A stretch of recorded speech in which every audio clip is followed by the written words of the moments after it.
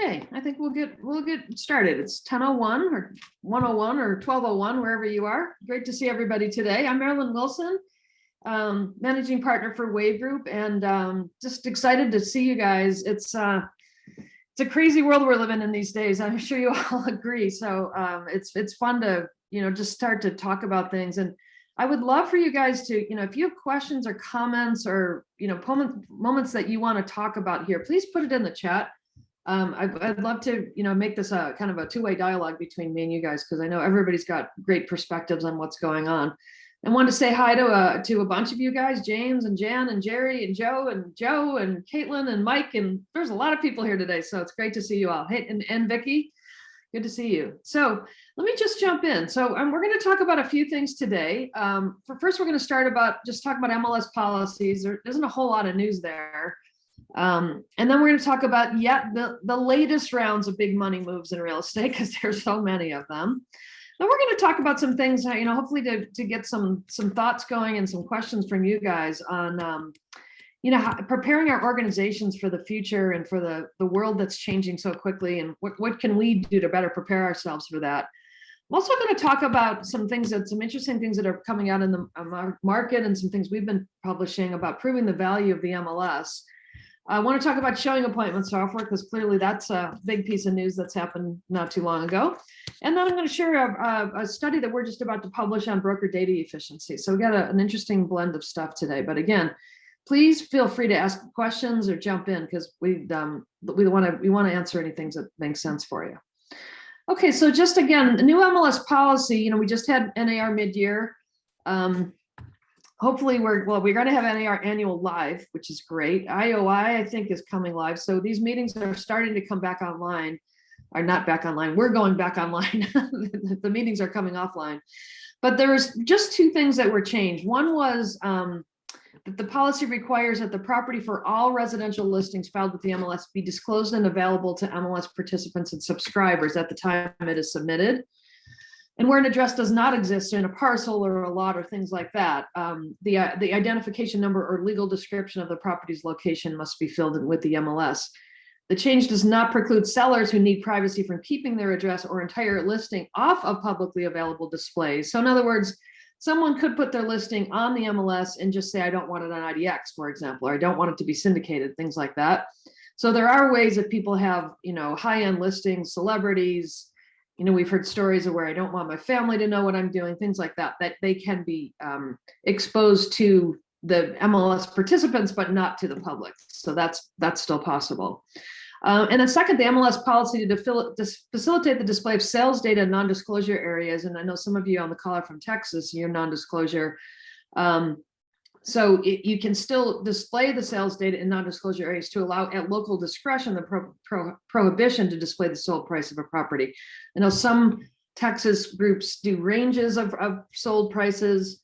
Some don't do anything. Certainly I can tell you from consumer research that we do, if you can get comfortable with displaying the sold price, it really is what consumers are looking for these days.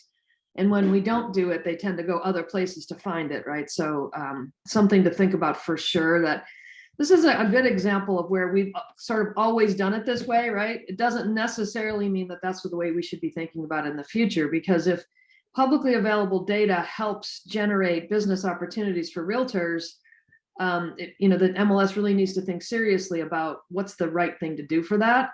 And again, thinking about it from the consumer's perspective, first and foremost, the person that actually gives us our checks and our commissions, not just thinking about sort of what we're comfortable with. There may be opportunities to do more than you've done in the past. Okay, so, every time we talk now, there's, I call them big money moves. There's just so many things happening. It's almost impossible to keep up with them. But I thought I'd share just a few that I thought were interesting. And again, if anybody else has seen something they think is interesting that I'm not sharing here, please throw it in the chat, because I love to talk about it. So the first one that I thought is interesting, and frankly, we don't normally talk about the well-established brands as much as we talk about new startups. So this one is really good news. Realogy is actually up almost 35% in the past 6 months, which is great. So that's encouraging news that that brand is starting to get more, I shouldn't say that brand, that collection of brands is starting to get more value. But it's really interesting.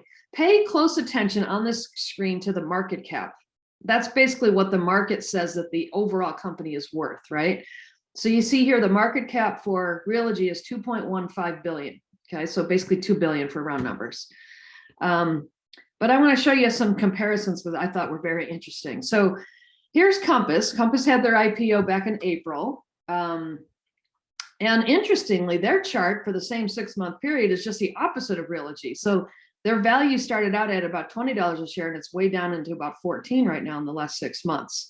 So they've definitely fallen off. So for whatever reason, the street isn't as bullish as they were when the IPO happened.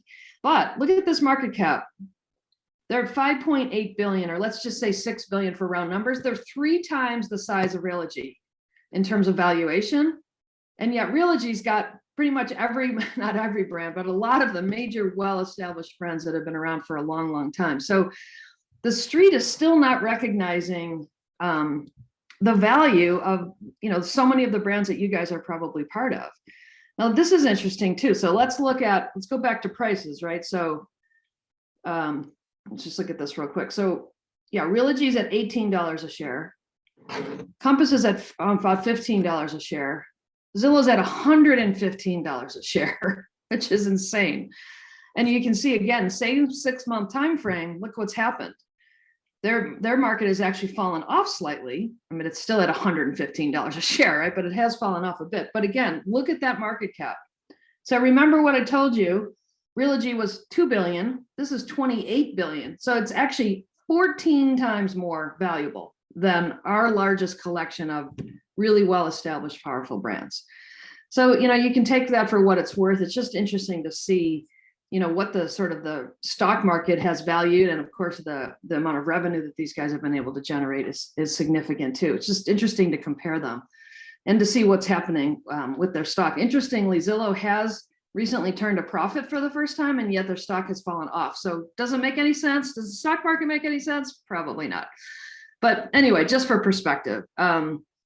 So a few other goodies. OfferPad, which is, as you guys are probably aware, one of the big iBuyers. And that iBuyer concept is the idea that I can just type in my address, give you a few pieces of information, and you'll give me an instant offer. And if I say yes, we click go and away we go, and we can buy without staging, without cleaning the house, without, painting the windows, whatever, all the things we have to do. So they're getting even more access to capital. And interestingly, look who's behind that. Spencer Raskoff. Do we remember him? Where was he from? Zillow. So don't count any of these iBuyers out. With more and more capital, they're going to potentially take, there's estimates all over the map from 1% to 20%, but they're going to take some, relatively significant percentage of commissionable business off the table. Now, there are ways for people to make money with OfferPad, and I'm not going to get into all that today. Maybe I'll talk about that next time. Not just OfferPad, but all of them. There are ways that brokers and agents can benefit from these tools, so we don't want to treat them as the enemy. They're clearly not. It's just, again, recognizing there's market dynamics that are changing that may impact the number of people that might want to join an association, for example, or the people that might want to work more with these types of groups with their brokerage or through their brokerage or instead of their brokerage. There's a whole lot of different ways of people have been looking at these things, but we cannot count this out. But it's important, I think, and I did a webinar a couple of weeks ago, and I'd like to reiterate this point, that real estate tends to look at change. And I'm saying real estate, all of us, right? Everybody that's in the sort of current ecosystem. We have a tendency when something new comes out to immediately hate it, be afraid of it, run away from it, or condemn it. It's kind of what we do. And I just think that's a really dangerous perspective these days. Like, instead of doing that, let's look at the billions of dollars that are coming into our industry from a variety of different sources and say, how can we benefit from this, right? How do we help realtors with this? How do we make it better for them because of this information?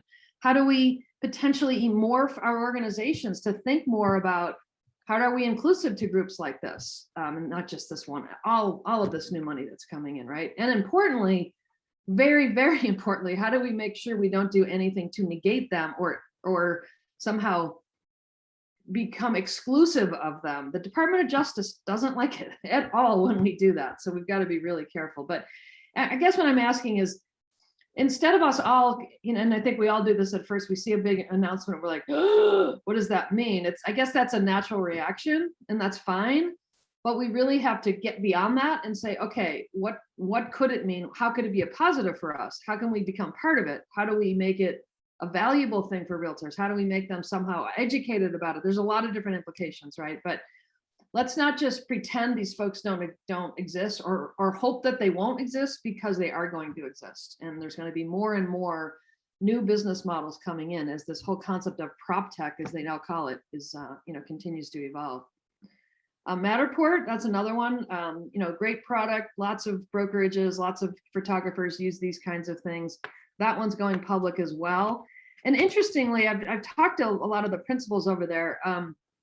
The going public part is awesome, but to be honest, real estate, while it was a very, very important part of their business when they started, is becoming less and less important for them. They've done a really good job in other types of fields. They're using them for hotels and vacation rentals and a variety of other different things, not just real estate as we know it today. So when you think of Matterport, you really have to think about it in a much larger context. So again, we're not the only component of this, but how can we benefit from this? Matterport tours are amazing. There's something that, and not just Matterport, and this just happens to be on the slide, but the whole concept of virtual tours is amazing. I know many associations at MLSs did a great job of turning really quickly and allowing virtual showings of a variety of sorts through the MLS system very, very quickly, thanks in part to the partnerships with your MLS technology companies.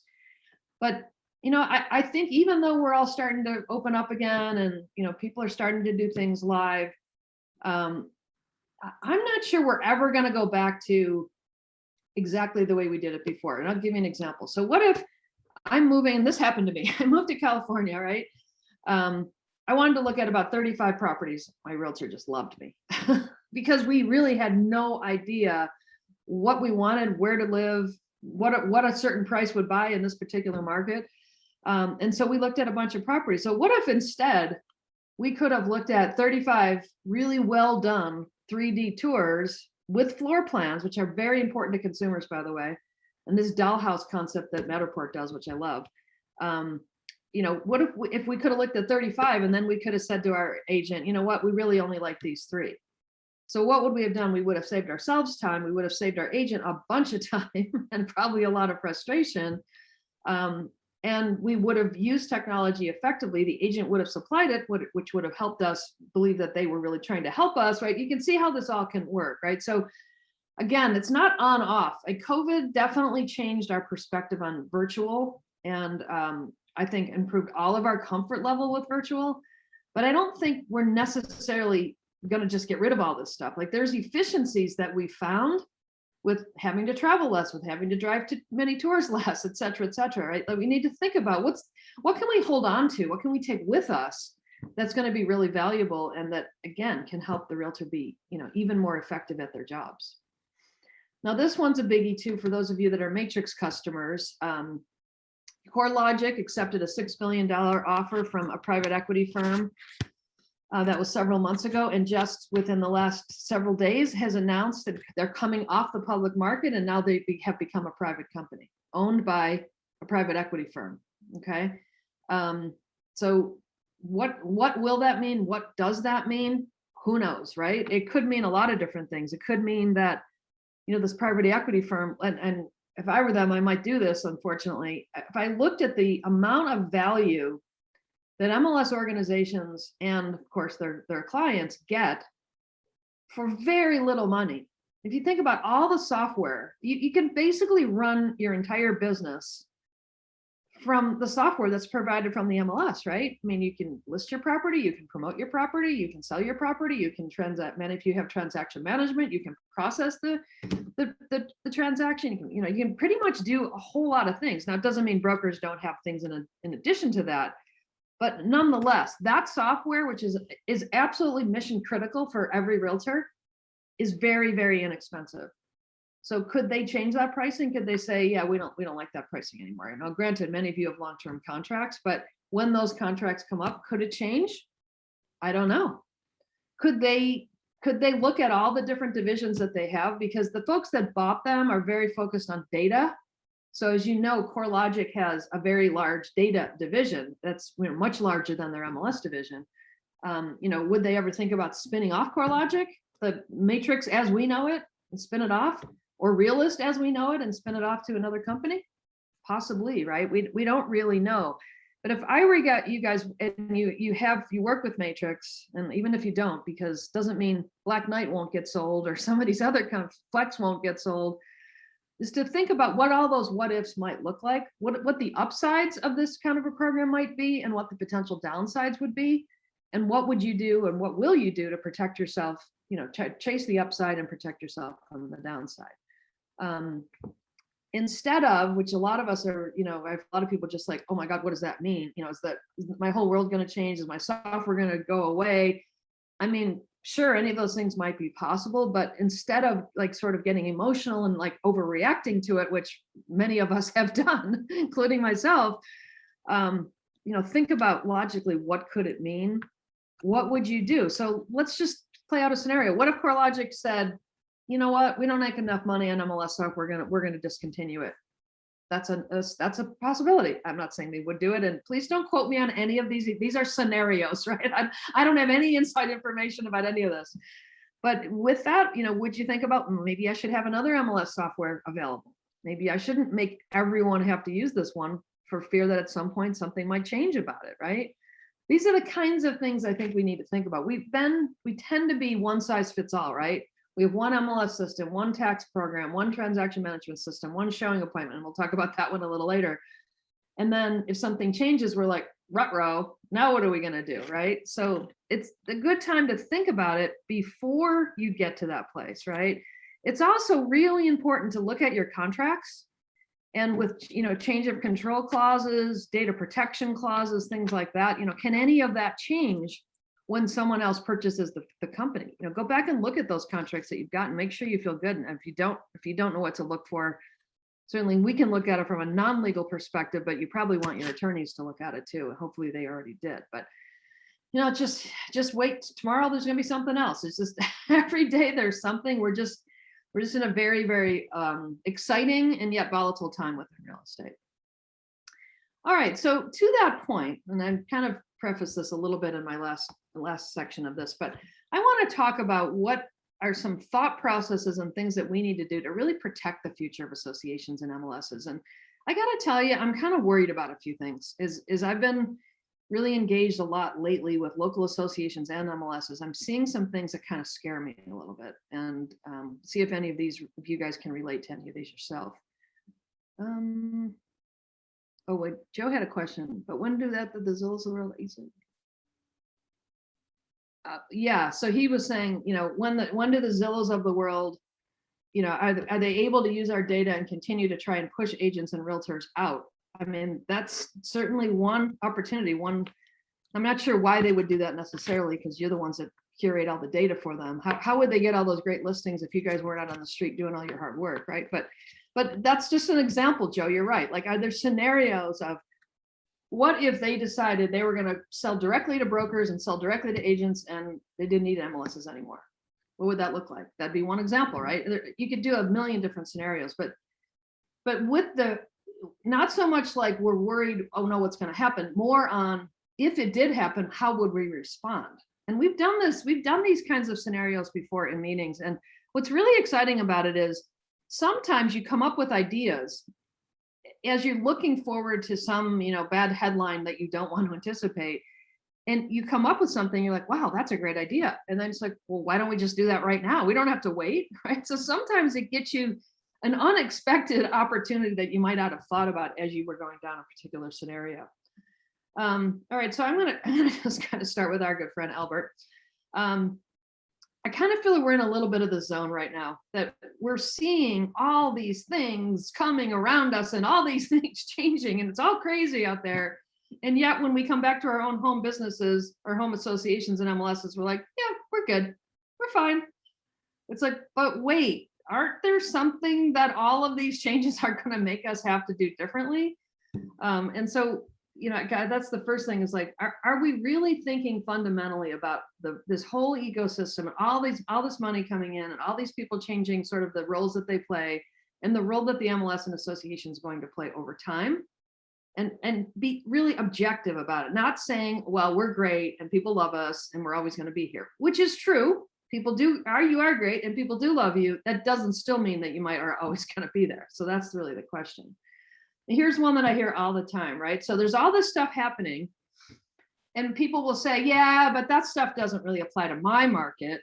My market's different, right? So my market's in we don't have one of those new crazy brands coming in, or for whatever reason, people believe that it's all out there and it's not in here, right? And the truth is that, some of them are affected. If you're in larger markets, if you're in a Los Angeles or a New York or a Miami or a Houston, you might see these things come to you before they come to other markets. But the truth is it will arrive across the country at some point, right? So if you've heard people in your room say this, well, they're all crazy, but that's never going to help. That doesn't affect us. We're just fine. We're going to just stay in our little bubble and we'll just work together. That's really dangerous thinking, because it may and could and probably will hit you at some point. And here's another one. This is my pet peeve. So I'm sorry if I get a little crazy on this one. I apologize in advance. But here's what I'm really seeing a lot lately, and we got to fix this. Associations and MLSs, we all know it's difficult to get people to come and volunteer. We get that, right? But what happens sometimes, and frankly is happening too many times in my view, is there's a group of people that have operated or have run these things. They've cycled through some go to the association, and they join the MLS committee or the MLS board. Then they might go to the state, then they come back around. It's the same groups of people that are passionate about this stuff, doing this stuff all the time, right? There's nothing wrong with that. And I applaud those folks that do spend the time doing this, because it is a lot of work. However, we have to always remember that at the end of the day, the association and the MLS exist for the sake of the people that are doing business, not for the sake of the organization. And I've seen more and more decisions lately being made where it's about protecting the association. It's not doing the right thing for the ultimate practitioner. Whether that be, and I'm not advocating for any of these, I'm just giving you some examples of things I've seen recently. I'll give you an example. There's two MLSs that sit side by side. There's 70% overlap between the two groups, 70%. So 70% of both sets of subscribers are paying two bills, when if those two groups could figure it out, would be paying one bill. And two sets of data feeds and two sets of complication and two sets of data normalizations, et cetera, right? That's just one example. There's other situations where, and this is my pet peeve, so if you're one of these groups, I apologize, but I'm here to try to do the right thing for the agent and the realtor. That's my goal, okay? At the end of the day, an agent and a broker have got to feel like they're getting a full value from their local association, their state association, and of course from the national association. Of course, the national is the same mostly for everyone, right? But if you're super small, or you for whatever reason have a very limited amount of support, training, events, things like that, are you really giving the person who's spending that money their full value? Especially if you look relative to other groups around, right? So, like, to me, if you really want to be competitive and you want to stay in the game for a long haul, you have to get beyond your own local market. You have to, stop assuming that people will always join you just because you're in the local market. There is some truth to that. There's a lot of people that will, but again, I'm trying to get us sort of up on our toes, getting us more nimble, thinking about better ways that we can run our business, right? Not just assuming that everything's going to stay the same and all of our customers are going to stay with us over the long haul. And importantly, are we really listening to what people are looking for? I can't tell you the number of times I've heard from an agent or a broker, I brought to my association the idea to do XYZ, and I brought it in 2010, and then in 2012, and then in 2014, and then in 2016. And here we are in 2021, and it's still not fixed, still not being addressed. And did I even feel like anybody was really taking me seriously when I asked those questions over and over again, right? Brokerages tell me the same thing, that they feel like sometimes their associations and MLSs are saying no before they're saying yes. So they're saying no before they're even really listening to what they're asking for. Why? Because the market is changing. Brokerages are trying to evolve and with their agents along with it. And for whatever reason, the market leadership is not comfortable with those changes. Okay, guess what? It's not about you being comfortable. Not you, I'm not saying any one of you, I'm just saying the collective you, right? It's not about being comfortable. It's about doing the right thing. This market is changing like craziness. I just heard a discussion a couple days ago about, is it okay? Is it ethical? And I don't even know if I still know the answer to this, to be honest with you. We have a lot of people, because there's so many multiple bids coming in, that say, I will only open a bid on June 2nd from 10 to 12. You can submit it anytime before, from now until whenever that day is. But I'm not going to look at it until I get those bids. Is that ethical? I don't know. Does that make sense? I don't know. But these are the kinds of conversations that are coming up because this market is so crazy, right? If someone says, hey, I want a field changed, or I want something added because there's a new feature that's emerging in properties and I want to be able to ask that. Are you adding those things quickly enough? Are you thinking about the training that you're providing? Are you really helping people understand the value of all the things that you deliver? And these are the really important questions, right? It's not just about the people sitting at leadership. It's about everyone. And what are you doing to really engage and really actively listen and importantly respond to what that larger market is talking about? I talked to a broker yesterday. He goes, people have asked me to be on the board. I'm never doing that. I said, why not? He goes, it's a waste of time. Nothing changes. Now, again, we know that there's two sides to that story, right? Some people just don't want to engage, and that's fine.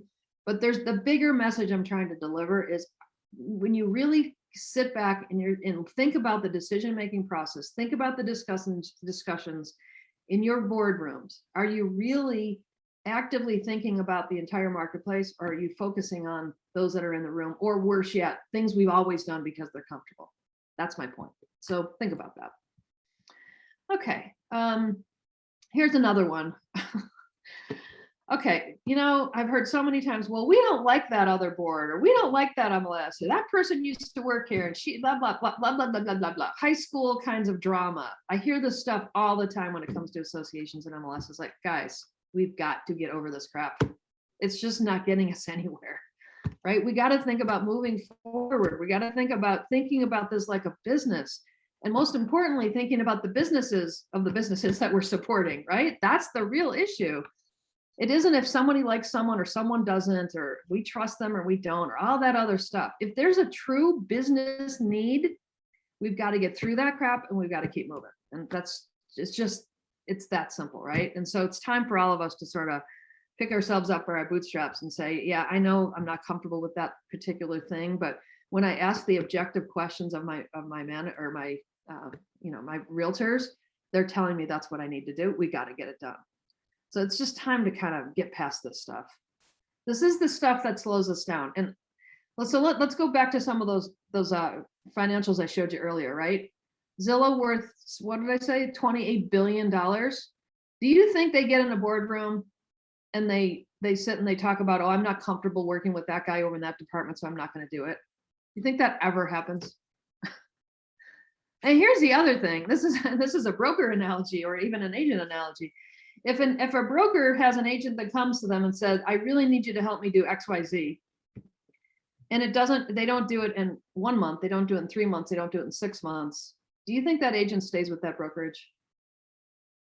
And that's the kind of thing we need to think about, right? Right now, we kind of have captive audiences, which is a good thing, but it's a dangerous thing because it can make us too complacent, right? Think about if you had to earn the business of every single one of your members every single day, are you doing everything you need to do? Think about it that way, as opposed to they're here, it's my market, they're going to show up.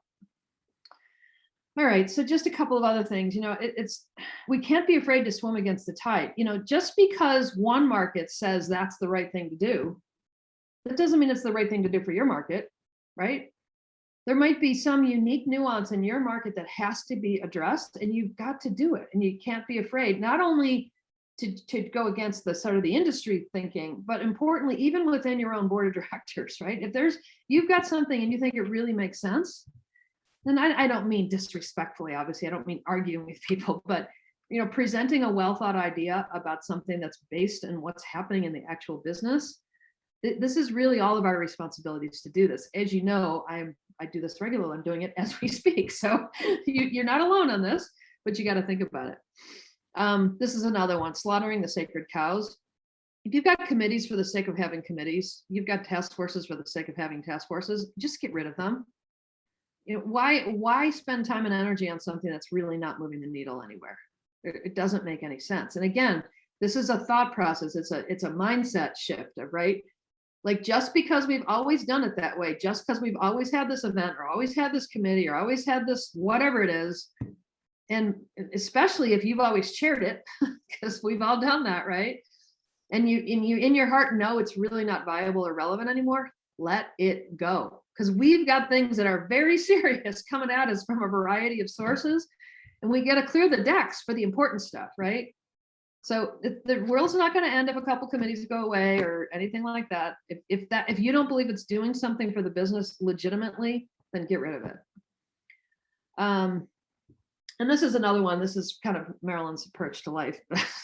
I'll share it with you guys. This is always hard because associations and MLSs have sort of been designed to keep everything calm, right? That's kind of the job, right? You got to keep the market moving. We got to keep people communicating and collaborating and working together effectively and working on the same playing field and following the code of ethics, et cetera, right? However, that doesn't mean we can't try stuff. Because guess what? Being afraid to make a mistake and not doing anything is an action. It's not necessarily a good or bad one, but it's an action, right? So if you believe there's some things that you can do, try them in small ways. You don't have to just, throw it out there and do it for the whole world. Try it with a few people, get a beta group together, get some people talking about it, get some user groups together. But the idea that it takes us 6, 12, 18, 24, sometimes 5 years to make a decision is just not relevant anymore. The market is moving way too quickly. The technology is moving too quickly. The outside money coming in is moving way too quickly. But that timing just doesn't make sense anymore. And here, if you have a decision-making process like this, I was just with a board a couple of weeks ago, and they were like, yeah, well, we submit it here, and then that committee talks to it over there, and then it goes, and they're explaining to me this like long Gantt chart thing. And I'm like, and how long does it take to go from a suggestion from one of your customers to actually doing something? Or they're like, oh, months and months and months and months and months. That's just not going to cut it anymore. You got to figure out ways to simplify this stuff. Like, why do all these different people have to touch it over and over and over and over and over? If it's a good idea, get a group of people that can verify it's a good idea and move. No reason to go through 75 different decision-making processes. And here's again, kind of the thought process of, it isn't always perfection. Do we have perfection in our own business? Do we have perfection in our own lives? No, we try things. Sometimes they work, sometimes they don't. Or we try something and we're like, we hit it about 80%. Let's tweak it to another 10. Then we'll tweak it again to another 10. Actually, we get there, right? But that mindset of a continual learning, continual growth, continual experimentation, and not so much fear of failure, right? We have such a big fear of failure that we get stuck in our own tracks. It's like, it's okay. None of us are perfect. And guess what?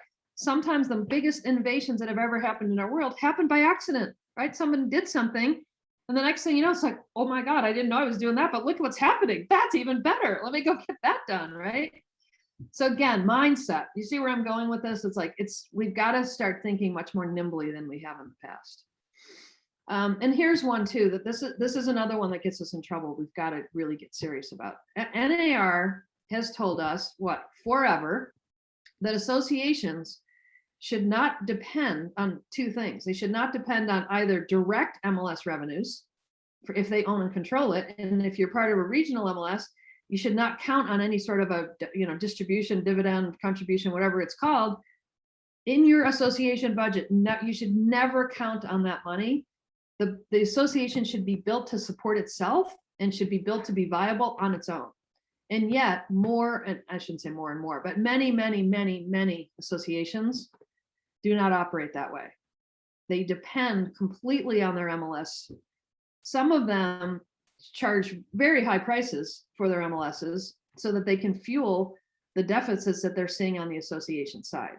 And I know this is not something you can just turn a switch and turn it off and it's going to change tomorrow.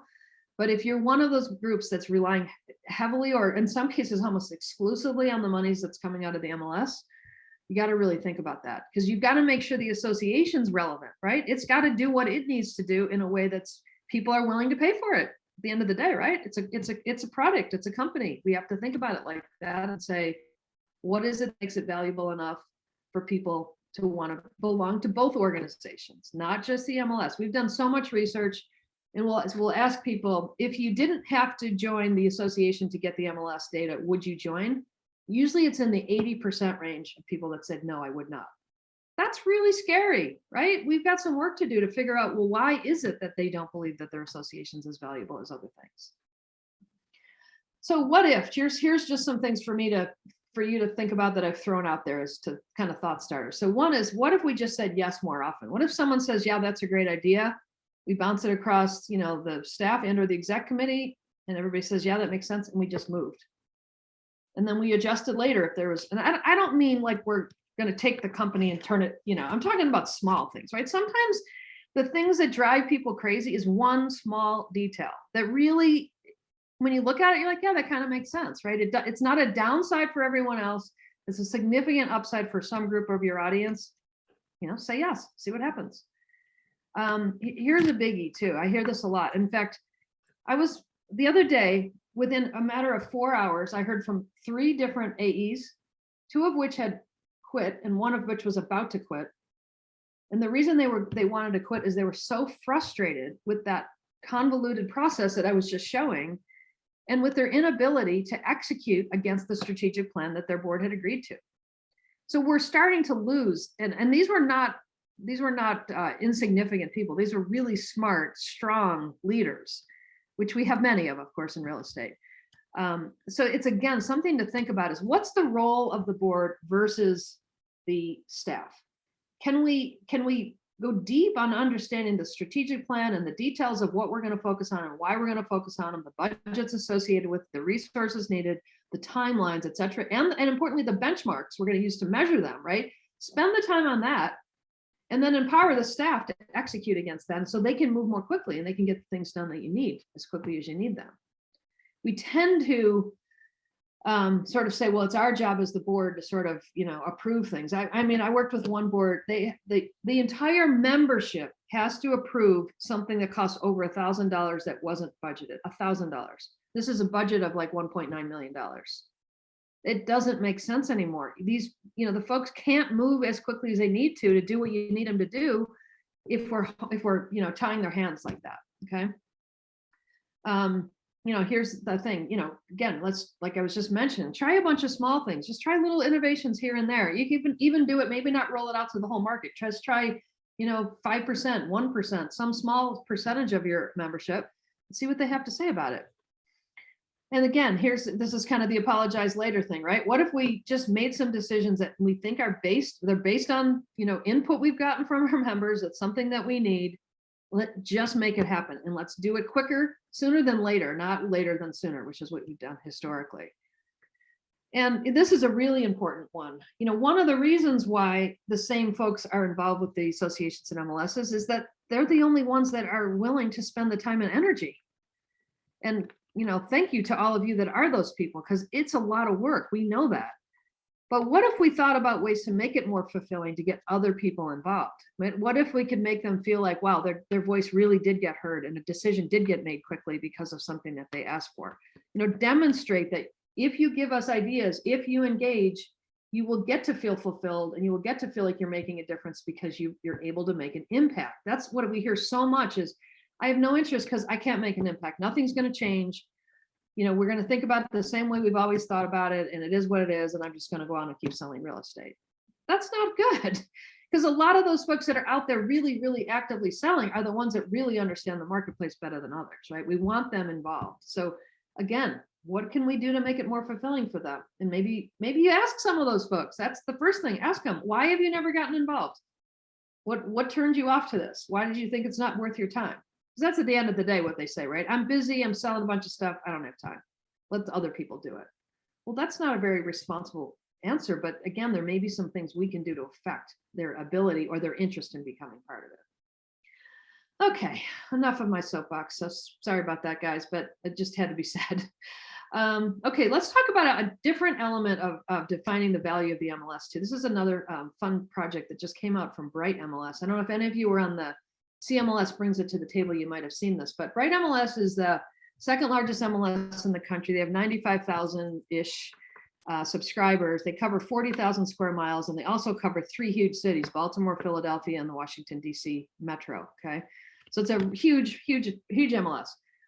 And they've been trying to figure out for a long, long time, because it's kind of intuitive, right? That if that many people see a property, does it actually sell for more? Because you're giving it more potential to get exposure and get marketing and get on more websites and things like that.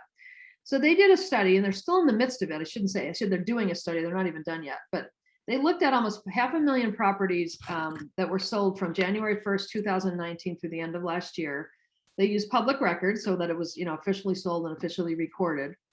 And that geography, since it's so large, it covers urban, suburban, rural, mountain, beach, and everything in between, right? So it's a really good kind of microcosm of the entire country. They eliminated things like corporate sales or family transfers or really low-end properties and things like that. So they're trying to get to sort of the meat of, what most realtors work with. And they're finding some interesting things. They're still not done, but I'll tell you what they found out so far. So far they have found in that market, 27% of the properties that were sold off MLS.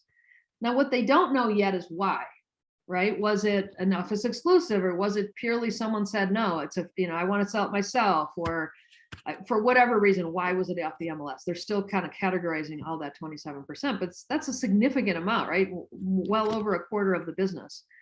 And what they found was, and they looked at different markets in this, again, that big, large area, they're finding that the difference in price of the same square footage houses in same regions sold off the MLS versus on, it was anywhere between 6 and 21% sold on the MLS higher, right? So there was, at least in the markets that they were looking at so far, a huge swing, but also there was some sort of a premium. Now, again, this is work in progress, right? So don't take these numbers to the bank or anything, but it was just interesting to see where they're going. So they're looking at going deeper on this and truly trying to understand, well, why is some market 21% higher and some only 6%?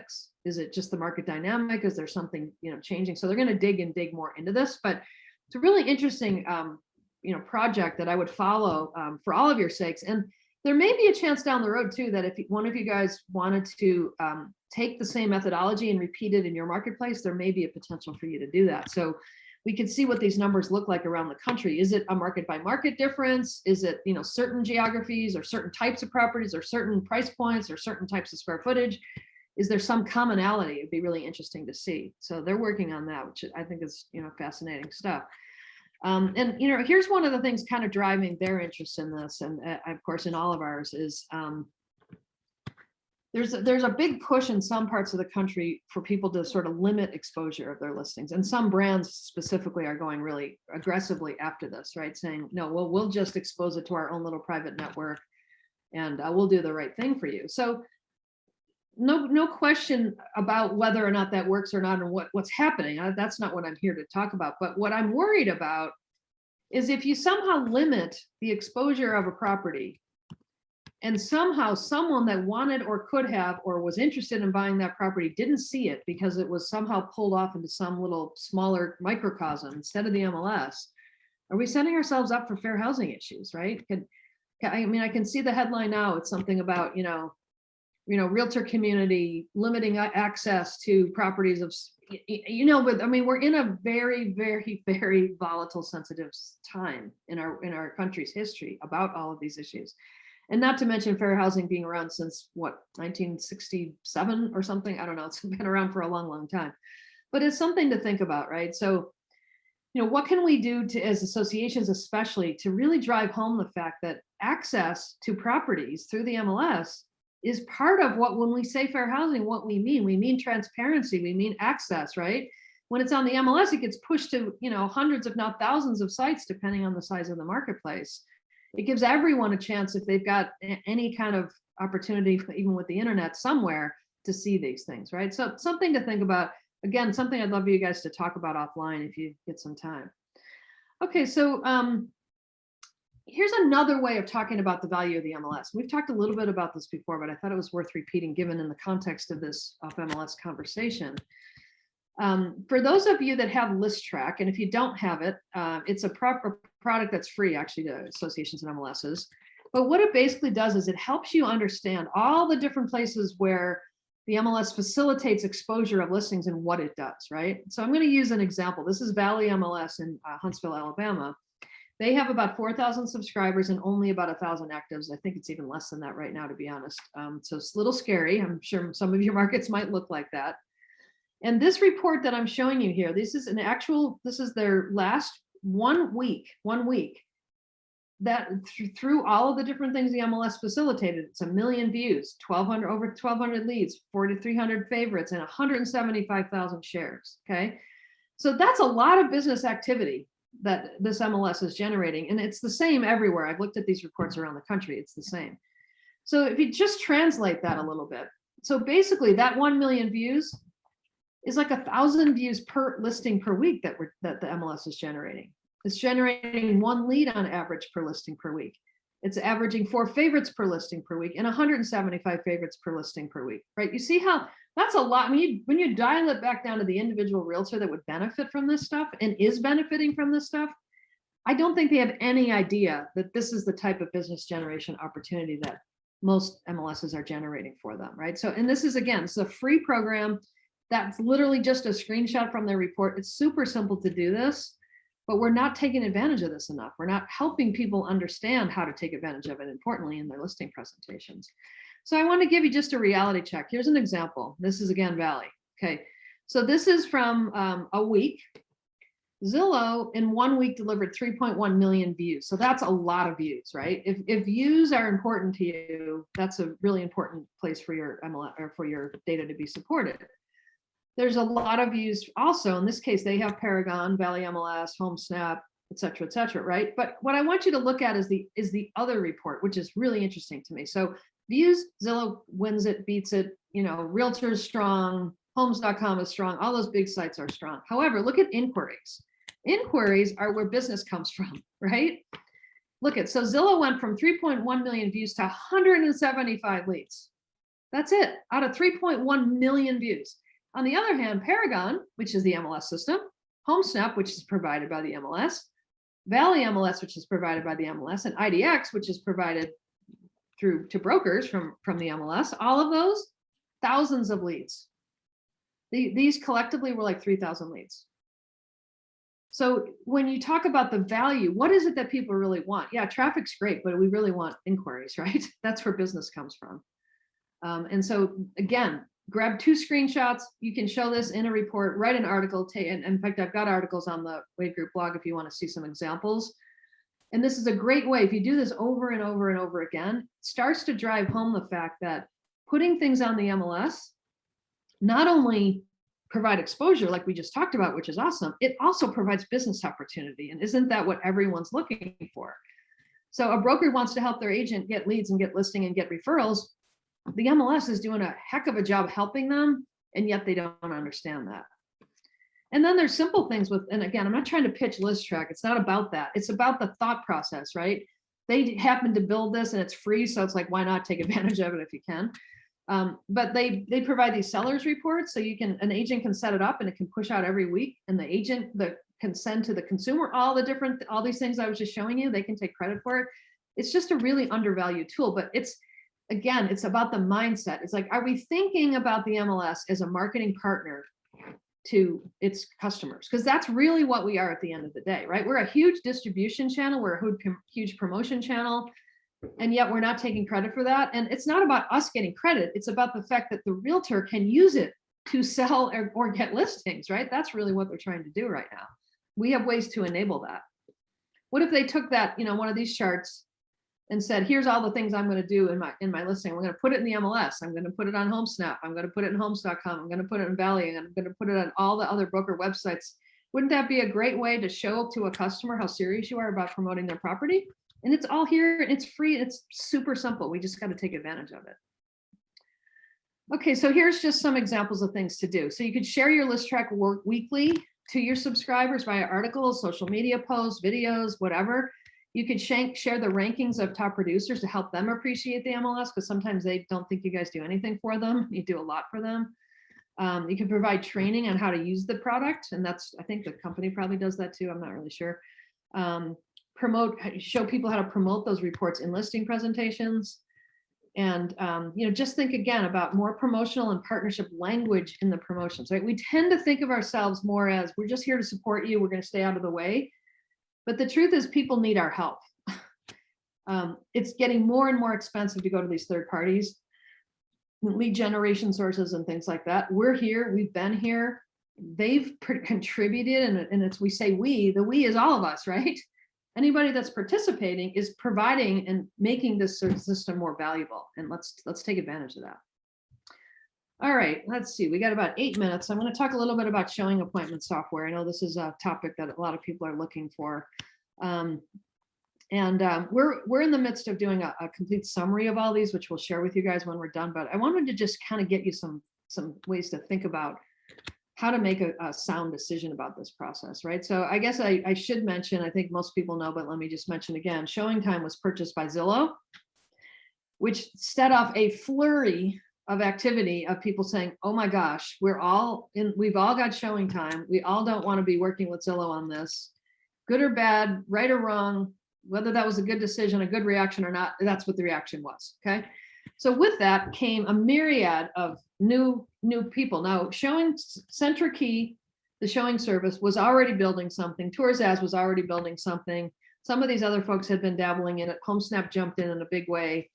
But the bottom line is there's a bunch of options now, right? And I'm sure many of you have looked at one or more of these. If you haven't, I would highly recommend you do, because they all have different things that are good about them, okay?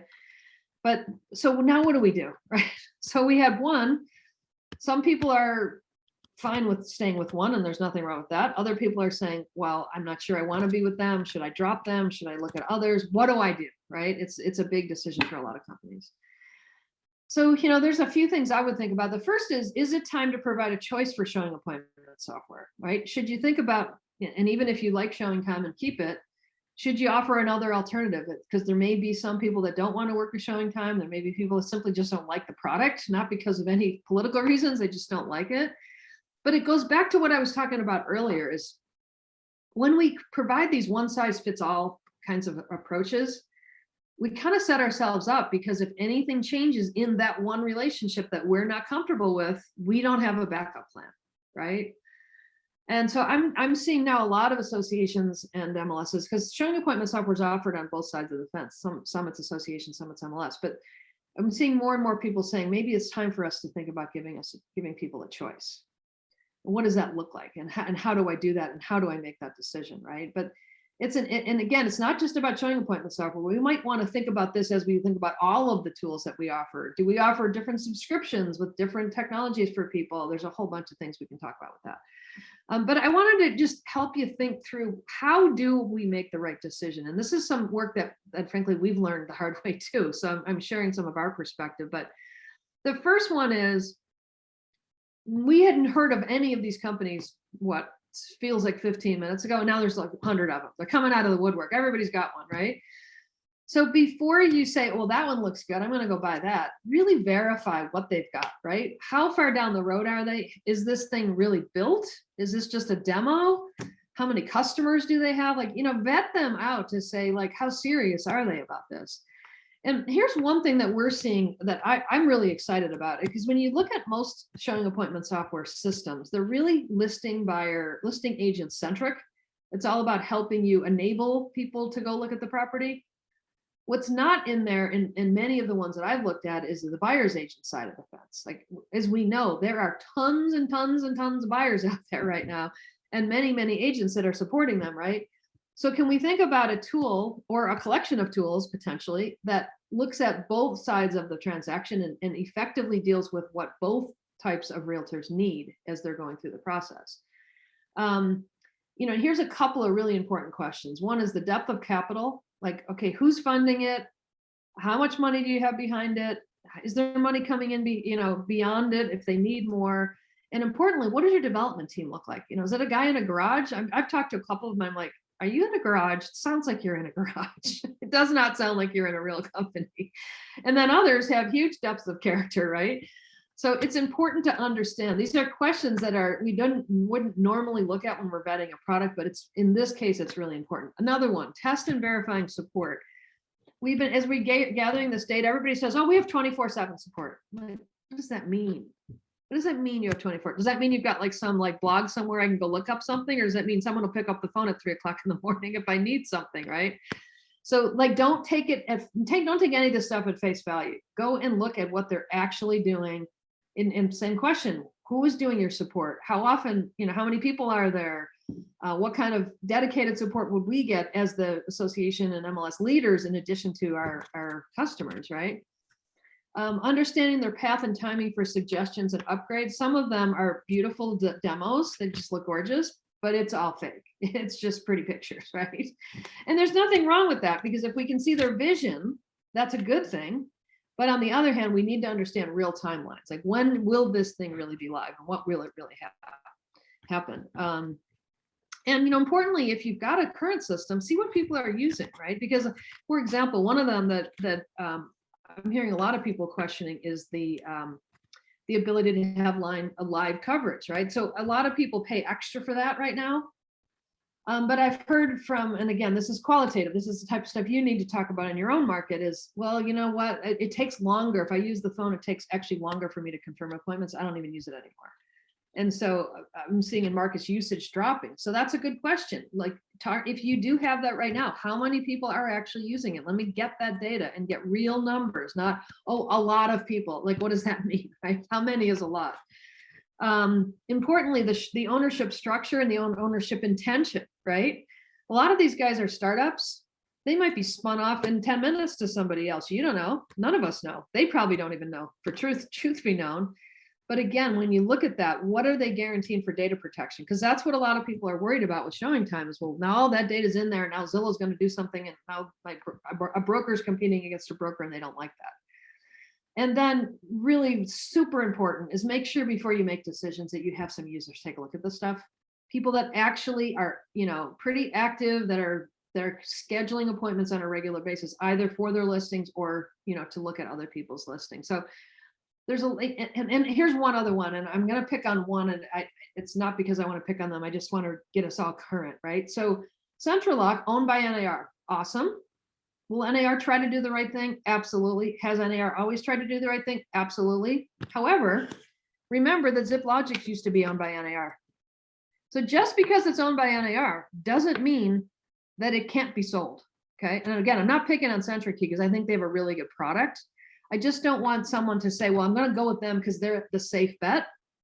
While they're a great product, and especially if you've got CentriKey as your lockbox, they're beautiful, and they're going to be working in supermarkets too. So don't not look at them because of that.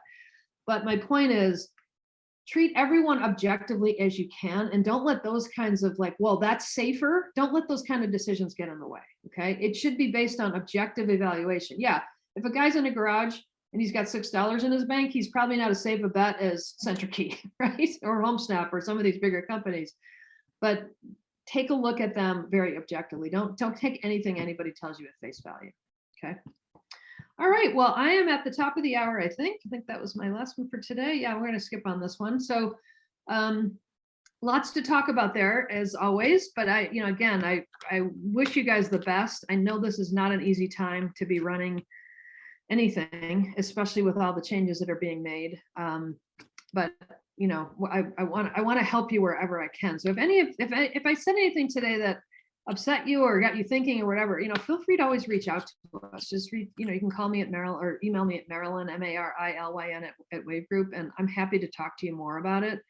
And wanted to remind you, our next session is on November 3rd. So that will be after RESO and after CMLS. So maybe we'll have some news from what's going on at those shows. And with that, I will leave you. Anybody have any questions? I don't see anything coming in today. I must have talked too much. Anyway, thank you so much, everybody. Appreciate your time, and hopefully we can help you continue to evolve your organization. So have a great day, everybody. Thank you.